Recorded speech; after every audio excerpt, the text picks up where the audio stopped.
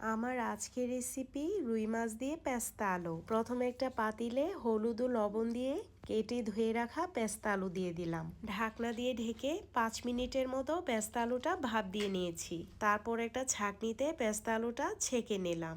এখন একটা কড়াইয়ে তেল গরম হয়ে গেলে হলুদ ও লবণ দিয়ে মেখে রাখা রুই মাছটা ভেজে নিচ্ছি।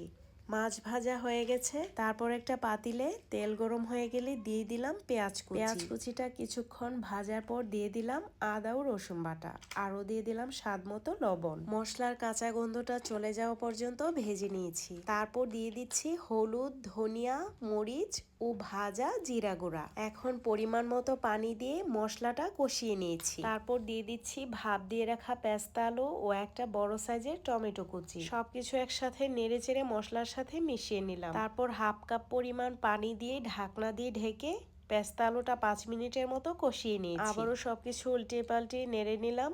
তারপর দিয়ে দিচ্ছি ঝোলের জন্য পরিমাণ মতো পানি। এখন দিয়ে দিচ্ছি এক এক করে ভেজে রাখা রুই মাছ, আরও দিয়ে দিলাম 5-7টা কাঁচামরিচ। এই পর্যায়ে ঢাকনা দিয়ে ঢেকে 10 মিনিটের মতো রান্না করে নিচ্ছি। আমার রান্নাটা প্রায় শেষ হয়ে গেছে।